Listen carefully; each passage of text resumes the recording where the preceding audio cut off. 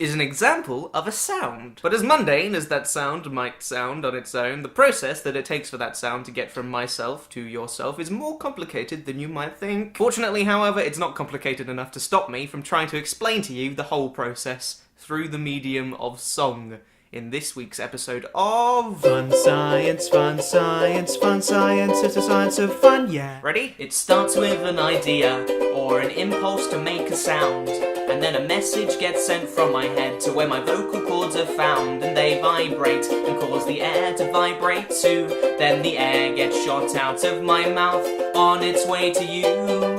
This vibration I've just made travels as a wave. But if I vibrated differently, then it would cause the wave to change. If I sing low, then the frequency of the wave drops. If I sing high, then the frequency is high too. And if I'm loud, then my microphone pops. The sound wave travels through the air unless it hits a wall.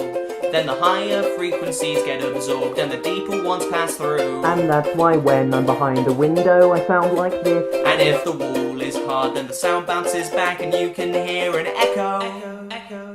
The sound is captured by my microphone and stored digitally. That was until you played this video, and now your speakers are mimicking me. And now the waves are back and going into your ear. Only 6 more steps inside your head until you get to hear. Sound is touch at a distance. When they say that music can touch you, it literally does.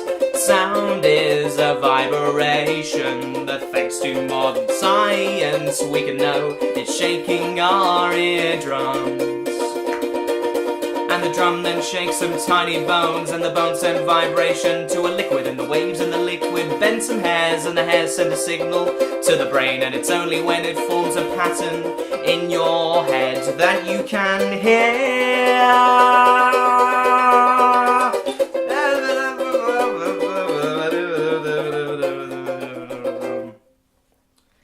I never really figured out a good way to end that song. Fun Science Extra! Mr. Information! Hi kids, I'm Mr. Information, and today I'm going to be giving you the gift of knowledge. Now, my good friend Charlie just taught you all about sound and hearing just so happens to be one of the 5 senses, which is what I'm going to be teaching you about today. The 5 senses that humans have are hearing, taste, smell, sight, and touch. And those are all of the senses that we have. Some of the things that you thought you knew about senses might be partially incorrect. Depending on what your definition of a sense is, humans have at least 9 senses. Right? 9, not 5, 9.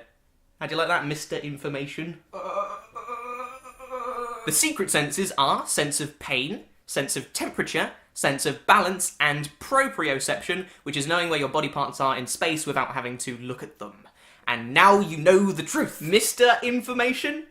More like misinformation. Get it? Because I'm calling him a woman, but at the same time he did also provide misinformation. So it's like a... How do you like that? That's a very clever pun. Thank you. You've just had the almost imponderable joy of watching Charlie Is So Cool Like, which makes you like cool.